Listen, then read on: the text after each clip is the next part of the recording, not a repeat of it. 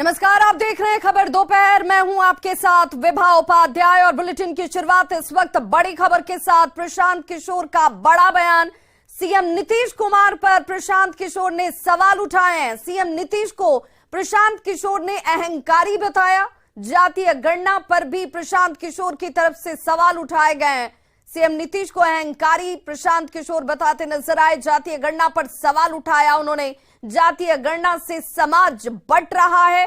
सीधे तौर पर प्रशांत किशोर का नीतीश कुमार के ऊपर हमला। बिहार को योगी मॉडल की जरूरत नहीं है। योगी मॉडल जिसे बार बार बीजेपी की तरफ से सामने लाया जाता है, उस योगी मॉडल पर भी प्रशांत किशोर ने कहा कि बिहार को योगी मॉडल की जरूरत नहीं है। वैशाली के भगवानपुर पहुंची जन सुराज पद यात्रा के दौरान प्रशांत किशोर ने मुख्यमंत्री नीतीश कुमार पर अब तक का सबसे बड़ा हमला किया है। शराबबंदी कानून को लेकर प्रशांत किशोर ने सीएम नीतीश कुमार को अहंकारी तक बता दिया। इतना ही नहीं, जातीय गणना पर भी प्रशांत किशोर ने बड़ा हमला करते हुए कहा कि जातीय गणना से कुछ हासिल नहीं होने वाला।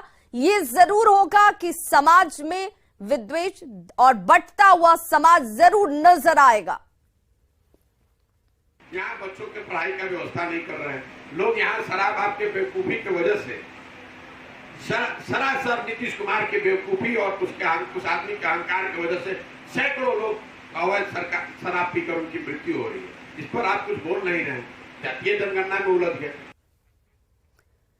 तो प्रशांत किशोर सिर्फ नीतीश कुमार पर हमले तक नहीं रुके। प्रशांत किशोर ने एक बार फिर से डिप्टी सीएम तेजस्वी यादव पर भी जोरदार निशाना साधा और कहा कि तेजस्वी यादव को किसी विषय का ज्ञान ही नहीं है।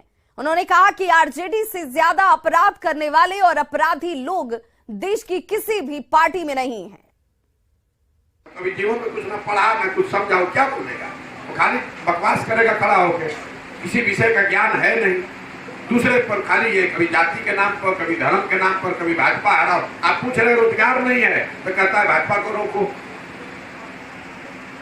आप पूछ रहे भैया शराब माफिया बालू माफिया क्यों है तो कह रहा जातीय जनगणना करो।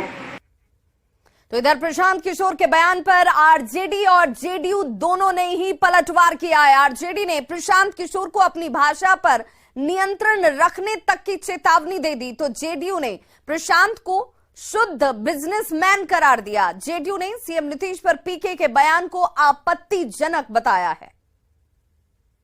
प्रशांत किशोर एक शुद्ध बिजनेसमैन है और वो अपने ये सब अनर्गल बयानबाजी कर अपना ब्रांडिंग कर रहे हैं, अपने लिए ग्राहक खोज रहे हैं ताकि वो पैसा कमा सके। माननीय नीतीश कुमार के प्रति ऐसे शब्दों का प्रयोग करने को हम बहुत आपत्ति प्रकट करते हैं। हम कार्यकर्ताओं का सब्र की परीक्षा न करें। प्रशांत किशोर जी अगर इस तरह से हमारे माननीय नीतीश कुमार जी को एड्रेस करेंगे तो हमारे कार्यकर्ताओं का सब्र खो सकता है। पांडे प्रशांत किशोर को अपनी भाषा पर नियंत्रण रखनी चाहिए। मैं जानता हूं जो बिहार ही नहीं देश का सबसे वरिष्ठ मुख्यमंत्री हैं, उनके बारे में शब्दों का इस्तेमाल जो किया है उसके संस्कार पे सवाल खड़ा होता है। उत्पन्न किस संस्कार से हुआ है? वहीं भोजपुर से बड़ी खबर, जहां एक मुखिया की दबंगई का वीडियो सामने आया है। मुखिया सरेआम बीच बाजार में एक आवास सहायक को लाठी और डंडे से पीट रहा है। ये तस्वीर इस वक्त आपके टीवी स्क्रीन पर भी, जहां पर ये वीडियो तेजी से वायरल होता हुआ मुखिया के तरफ से देखिए कैसे लाठियां चटकाई जा रही हैं। आवास सहायक जो पिट रहे हैं वो आवास सहायक हैं। मुखिया इस दौरान गुस्से में नजर आते हैं और आवास सहायक को भद्दी भद्दी गालियां देते हुए कैसे लाठियां इस शख्स के ऊपर चटकाई जा रही हैं। मुखिया आवास सहायक पर लातों से भी वार कर रहा है। वायरल वीडियो में दिख रहा है कि मुखिया जगदीशपुर के हरिगांव पंचायत का रविशंकर चौबे उर्फ टुन्ना चौबे है, जो हरिगांव पंचायत के आवास सहायक अजय प्रसाद पर रिश्वत लेने का आरोप लगाते हुए दे दनादन लाठियों से वार किया जा रहा है। आवास सहायक पर लाभुकों से आवास के नाम पर रिश्वत लेने का आरोप लगा रहा है। और इस दौरान मुखिया के साथ मौजूद एक शख्स, जिसकी आवाज भी आपको इस वीडियो में सुनाई देगी, जो लोगों को बीच में नहीं आने और ना पढ़ने की बात कहते हुए गोली मारने तक की धमकी दे देता है। वायरल वीडियो 19 अप्रैल का बताया जा रहा है, जिसके बाद पीड़ित आवास सहायक ने मुखिया के खिलाफ जगदीशपुर थाने में आवेदन दिया है और फिलहाल दबंगई का ये वीडियो जो है भोजपुर में जमकर वायरल हो रहा है।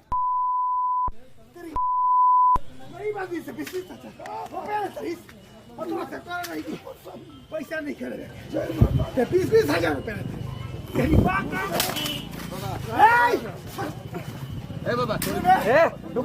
कोई ना पैसा लगे पैसा लेबे 20,000 लेबे 20,000 मुखिया पंचायत का मुखिया होता है, पंचायत का मुखिया मोबाइल मुखिया कुछ तो देखिए कैसे मुखिया जी पंचायत के मुखिया हैं, ये कहते हुए ताव भी दिखा रहे हैं। 20,000 रुपए। और ऐसे में इन तस्वीरों को देखने के बाद आपके जहन में भी सवाल उठेगा और न्यूज 18 में ये सवाल पूछता है कि आखिर मुखिया को गुंडई की इजाजत किसने दी है, क्योंकि मुखिया भी एक जनप्रतिनिधि है और जनप्रतिनिधि वो शख्स भी जिसे पीटा जा रहा है, तो आखिर ये सलूक क्यों और किस वजह से? मुखिया कानून को हाथ में कैसे ले सकता है और क्या प्रशासन इस मुखिया पर कार्रवाई करेगी और कार्रवाई कब, ये बड़ा सवाल। खबर भागलपुर से, जहां कहलगांव स्टेशन से प्रतिबंधित कछुए के मांस को बरामद किया गया है। वन विभाग को पिछले कई दिनों से यह सूचना मिल रही थी कि कछुए के मांस की तस्करी होने वाली है, जिसके बाद टीम ने आरपीएफ की मदद से 25 किलो से ज्यादा कछुए के मांस को बरामद किया। यह कहा जा रहा है कि 50 से ज्यादा कछुओं को मारकर उनका मांस पश्चिम बंगाल के रामपुर हाट ले जाया जा रहा था, जिसकी कीमत लाखों में बताई जा रही है। कछुए का मांस दवा बनाने के काम में आता है, साथ ही लोग इसे खाते भी हैं और मांस के साथ एक तस्कर को भी इस दौरान गिरफ्तार किया गया, जिसे वन विभाग जानकारी निकालने की कोशिश कर रही है। वन विभाग फिलहाल इस गैंग का पता लगाने में जुट गई है। हम लोग गए और पुलिस के भी सहयोग थोड़ा मिला, पुलिस के सहयोग से इनको पकड़ा गया। ये तो 2 कैदी थे, एक और थे, तो इनका नाम पवन जी है, ये पकड़े गए और बादल सनी भाग गया। एक और था जो करा कि बिजनेसमैन था, वो भी भाग गया। अंततः ये पकड़ा गया। कितना कछुआ का मांस होगा सर? करीब 50 से कछुए का करीब होना चाहिए। कंजर लोग होता है यूपी से, वही दिया था सर। यूपी से? हाँ, यूपी यही लेकर आया, यूपी का आदमी था सर। कहाँ ले जा रहे थे इसको? रामपुर हाट सर। क्या करना था इसका? इसको सर कोई आदमी वहाँ आता, वो जो आदमी संग में था जो भागा, आप लोग का तो हम चिन्हवे नहीं करते हैं, जो संग में जा रहा था लड़का भागा एक तो, उसी के संग जानकारी था और वो जो है दे के वहाँ चला गया। अगली खबर कटिहार से, जहां होमगार्ड बहाली की प्रक्रिया पूरी होने के बाद पैनल रद्द करने को लेकर अभ्यर्थियों में नाराजगी है। प्रशासनिक त्रुटि का हवाला देते हुए फिर से बहाली के लिए नई तारीख की घोषणा कर दी गई है, जिसके बाद अभ्यर्थी बेहद नाराज हैं। होमगार्ड की बहाली 2/2011 के आलोक में है, जो पिछले वर्ष मई महीने में आयोजित की गई थी, जिसमें कुछ त्रुटियां विसंगतियां जांच में आई थी, इस कारण से उसको रद्द कर दिया गया है और जल्द ही मई या जून महीने में शारीरिक दक्षता परीक्षा जो है उसको आयोजित किए जाने की संभावना है। बिहार में होमगार्ड बहाली के नाम पर एक बड़ा गड़बड़झाला सामने आया है। बड़ी संख्या में जो सफल हुए थे अभ्यर्थी वो हमारे साथ हैं और क्या हुआ था और आप क्या चाहते हैं आगे ये युवा बात कर लेते हैं। क्या हुआ था और क्यों अब परेशानी क्या है? फिर से परीक्षा होने की बात कहा जा रहा है। परीक्षा होने का बात ये कहा जा रहा है कि इस परीक्षा जो ली गई 2011 की बहाली को 2022 में होमगार्ड का, तो इस चीज़ में ये कहा गया हमारे डीएम साहब के द्वारा कि बड़ी संख्या में धांधली हुई है या फिर अनियमितता बरता गया है, चाहे वीडियो फुटेज हमारा स्पष्ट नहीं है। ये डीएम हमारे पूर्व के रह चुके थे श्री उदयन मिश्रा जी, तो उन्होंने ये कहा था। लेकिन हमारा कहना यह है कि जिनसे गड़बड़ी हुई या फिर जिससे जो भी अनियमितता बढ़ता गया, तो इसका जवाब दे उनके पास है। तो और उस कमेटी को गठित किसने किया था? ये जो कमेटी गठित हुई, इनके अध्यक्ष सर्वे सर्वा हमारे डीएम साहब थे, तो उनके द्वारा ही कमेटी प्रतिनियुक्त किया गया। तो जवाब उनसे मांगे, और हम सभी विद्यार्थी जितने भी कटिहार जिले के हैं, इसमें हमारी क्या गलती है, हमको ये सिर्फ जानना है। देखिए सर, जो भी हुआ, डीएम साहब उद्यमी सर जो भी लिखे हैं, प्रमाणित दिए हैं कि 16 लड़का गलत पकड़ाया, तो उस समय वो कहाँ थे? डिप्टी में थे या नहीं थे? हम ही कहना चाहते हैं सर कि जब आप डिप्टी में थे, एसपी थे, डीएम थे, कमांडेंट साहब थे, तो उस समय आप कहाँ थे? क्या कर रहे थे? घास काटने गए थे कि डिप्टी में थे? तो निश्चित तौर पर बड़ी संख्या में युवा है। इन लोगों का कहना है कि होमगार्ड बहाली के नाम पर एक बड़ा धांधली हुआ है, और जो प्रशासनिक चूक के कारण जो पैनल पहले बन चुका था वो कैंसिल कर दिया गया है। हालांकि जिला प्रशासन इसके लिए नए परीक्षा तिथि निकाल दी है, लेकिन स्टूडेंटों का भी बड़ा मजबूरी है, क्योंकि उम्र खत्म होते जा रहा है, और ऐसे में कैसे ये बहाली प्रक्रिया फिर से प्रभावी हो सकता है, ये देखने वाली बात होगी। सुब्रत, न्यूज़ 18 कटिहार। तो होमगार्ड अभ्यर्थियों में नाराजगी, और ऐसे में न्यूज़ 18 ये सवाल पूछता है कि भविष्य के साथ आखिर खिलवाड़ का जिम्मेदार कौन है? भ्रष्टाचारियों पर कार्रवाई कब होगी, और क्या दोषी अफसरों पर भी गाज गिरेगी, उन पर भी कोई कार्रवाई की जाएगी? वैशाली के लालगंज में दलित सेना नेता राकेश पासवान की हत्या का मामला अब सियासी रंग लेने लगा है। बीजेपी ने इसे अपना सियासी मुद्दा बना लिया है। बीजेपी का एक प्रतिनिधिमंडल आज राकेश पासवान के गांव पचदमिया पहुंचा और उनके परिजनों से मिलकर अपराधियों पर कार्रवाई करने के लिए सरकार पर दबाव बनाने का आश्वासन दिया गया। प्रतिनिधिमंडल में पूर्व मंत्री रामप्रीत पासवान, जनक राम और विधायक लखेंद्र पासवान समेत कई लोग शामिल रहे। बीजेपी नेताओं ने राकेश पासवान के परिजनों को सरकार की तरफ से मुआवजा देने की भी मांग की। आपको बताते चलें कि लालगंज में 14 अप्रैल बाबा साहेब भीमराव अंबेडकर की जयंती मनाने की तैयारी चल रही थी, और उससे ठीक एक दिन पहले यानी कि 13 अप्रैल की शाम को दलित सेना के नेता राकेश पासवान की अपराधियों ने गोली मारकर हत्या कर दी। राकेश पासवान अपनी मां के साथ घर में बैठे हुए थे, और तभी अचानक से 4 अपराधी पहुंचते हैं। पहले उन्हें राकेश पासवान का पांव छुआ, और फिर अंधाधुंध फायरिंग शुरू कर दी गई, जिसमें राकेश पासवान की मौके पर ही मौत हो गई। उनके हत्याकांड के 1 हफ्ते बीत चुके हैं, लेकिन अपराधी अब भी पुलिस की गिरफ्त से बाहर हैं। 14 अप्रैल को बाबा साहेब भीमराव अंबेडकर की जयंती मनाई जानी थी, लेकिन ठीक उसके पहले 13 अप्रैल को वैशाली के लालगंज में एक दलित नेता की हत्या कर दी जाती है।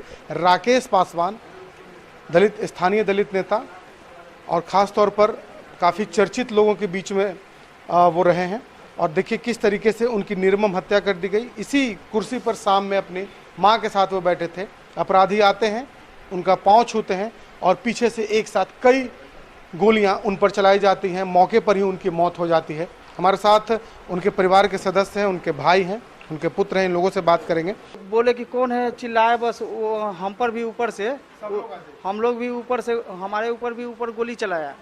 उसके बाद हम वहाँ से यहाँ सीढ़ी के नज़दीक आए तो वहाँ पर भी गोली चलाया।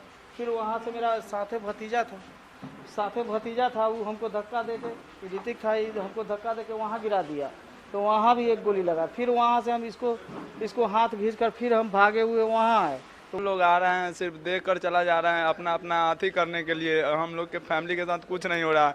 मेरे चाचा को 1 बॉडीगार्ड दिया गया, जिसमें मैंने 4 बॉडीगार्ड का मांग किया था, और मेरे घर पे सुरक्षा रात में डंटा वाला सबको भेज दिया जाता है, दिन में गन वाला रहता है, रात में डंटा वाला। हम लोग रात भर सोते नहीं। इससे पुलिस हम लोग को डरा रहा है कि तुम लोग डर जाओ। तो बिल्कुल राकेश पासवान की हत्या के बाद परिवार के लोग दहशत में हैं, और इस इंतजार में है कि आखिर इस पूरे मामले पर पुलिस कार्रवाई कब करती है। शैलेंद्र, न्यूज़ 18 वैशाली। 13 अप्रैल को राकेश पासवान की हत्या कर दी जाती है, और अभी तक जो अपराधी हैं उनकी गिरफ्तारी नहीं होती है, और अब यह मामला जो है पूरे बिहार में तूल पकड़ते जा रहा है। दलित नेता की हत्या हुई है और अब तक कोई कार्रवाई नहीं हुई है। बीजेपी के नेता यहाँ एक प्रतिनिधिमंडल के रूप में यहाँ पर पहुँचे हैं। इन लोग जो यहाँ के जो राकेश पासवान के जो परिजन हैं उनसे बातचीत कर रहे हैं। पहले इन लोगों से हम बात करते हैं। जो जघन्य अपराध है, जिसने भी वह घटना को अंजाम दिया है, वो बहुत गलत किया है। मुख्य रूप से लोकतंत्र की हत्या की। और मैं यहाँ के इनके भाई, इनके पुत्र, यहाँ के मुखिया, स्थानीय लोगों के मुंह की हंसी छीन लिया है। बड़ी दुख के साथ मुझे कहना पड़ रहा है, अगर कानून त्वरित कार्रवाई करती तो आज लालगंज थाना के अंतर्गत राकेश पासवान जी की जिस तरह से निर्मम हत्या हुई, अब तक उनके हत्यारों को पुलिस प्रशासन ने गिरफ्तार कर लिया होता। दुख के साथ कहना पड़ रहा है कि आज भारतीय जनता पार्टी की एक शिष्टमंडल आई हुई है। अगर समय रहते अपराधियों को पुलिस प्रशासन कानून अगर कार्रवाई की होती तो आज ये कमेटी को आने की जरूरत नहीं पड़ती। सुन करके तो बड़ी आश्चर्य हो रहा है कि जो परिवार नेम्ड एफआईआर करता है वह व्यक्ति अब तक एक सप्ताह के अंदर गिरफ्तारियां नहीं हो रही है, और जिनके शव लेकर के और कहीं ना कहीं चौक चौराहे पर जनमानस का वो नेता थे, जब रोड पर आए, शव प्रदर्शन हो रहा था, उसमें मनचले लोग कहीं ना कहीं प्रवेश कर गए। तो पुलिस प्रशासन क्या कर रही थी, बिहार सरकार के सीआईडी क्या कर रहे थे? समझ लीजिए 13 तारीख की हत्याएं हुई, एक सप्ताह से अधिक समय बीत गया और एक सप्ताह के अंदर हत्यारा को गिरफ्तारी नहीं किया गया। और उल्टे जो परिवार, जिनकी परिवार की हत्या की गई है, एक दलित समाज के बेटा को, उसी परिवार से जुड़े हुए लोगों पर केस करके उसको जेल भेजा जा रहा है। ये प्रशासन का जिस प्रकार से व्यवहार है, लगता है प्रशासन कहीं से नहीं चाहता है जिसको इस परिवार को मदद करे। निश्चित रूप से पार्टी के स्तर पर एक जन आंदोलन भी हम लोग करेंगे और हम मांग करते हैं कि मृतक के परिवार को, ये मुख्यमंत्री जी करते हैं दलितों के जो हत्या होती है उस पर मुआवजा, बिहार में कितने लोगों को अभी तक मुआवजा मिली, लेकिन यह मृतक परिवार को कम से कम 25 लाख रुपया का मुआवजा बिहार सरकार दे, यह परिवार को नौकरी दे ताकि भरण पोषण हो। और जिसको केस में फंसाकर 14 लोगों को जेल भेजा गया है, 500 लोगों को अन्योन करके केस में दहशत फैलाया जा रहा है, उस केस से बरी करे, ये मैं मांग करता हूँ। तो बिल्कुल बड़ा सवाल यही है कि आखिर घटना के इतने दिन के बाद भी कार्रवाई क्यों नहीं हो रही है, और इसी तरीके से यदि घटनाएं होते रहीं तो कहीं न कहीं शासन और प्रशासन के इकबाल पर सवाल उठाया जाता है। शैलेंद्र, न्यूज़ 18 वैशाली। खबर रांची से, जहां गढ़ा थाना क्षेत्र के बिरवारी गांव स्थित वाटर टैंक फैक्ट्री में भीषण आग लग गई। ग्रामीणों ने इलाके में धुआं उठता जब देखा, उसके बाद फायर ब्रिगेड की टीम को सूचना दी जाती है और तब जाकर स्थानीय लोग और फायर ब्रिगेड की टीम की तरफ से इस आग पर कड़ी मशक्कत के बाद काबू पाया गया। लेकिन जब तक आग बुझाई जाती लाखों का नुकसान हो चुका था। हालांकि आग किन वजहों से लगी इसका खुलासा अभी तक नहीं हुआ है, लेकिन अगलगी की इस तस्वीर को देखकर आप अंदाजा लगा सकते हैं। दूर तक धुएं का गुबार नजर आ रहा था और ऐसे में लाखों के नुकसान की आशंका जाहिर की जा रही है। पटना में डाक बंगला चौराहे के पास अचानक से एक चलती कार में आग लग गई और बड़ा हादसा हालांकि इस दौरान होते होते टल गया है। पेट्रोल पंप के पास अचानक से कार के इंजन से धुआं उठने लगता है और देखते ही देखते धू कर ये कार जो है वो जलने लगी। स्थानीय लोगों के प्रयास और अग्निशमन की टीम के पहुंचते ही किसी तरह से इस आग पर काबू पाया जा सका। कार सवार को सुरक्षित बाहर निकाला गया। बताया जा रहा है कि लू की वजह से आग की आशंका जाहिर की जा रही है। तापमान बहुत ज्यादा बढ़ा हुआ और ऐसे में अगलगी की घटनाएं बार बार सामने आ रही है, लेकिन स्थानीय लोग और फायर ब्रिगेड की टीम की वजह से आग पर काबू पाया जा सका।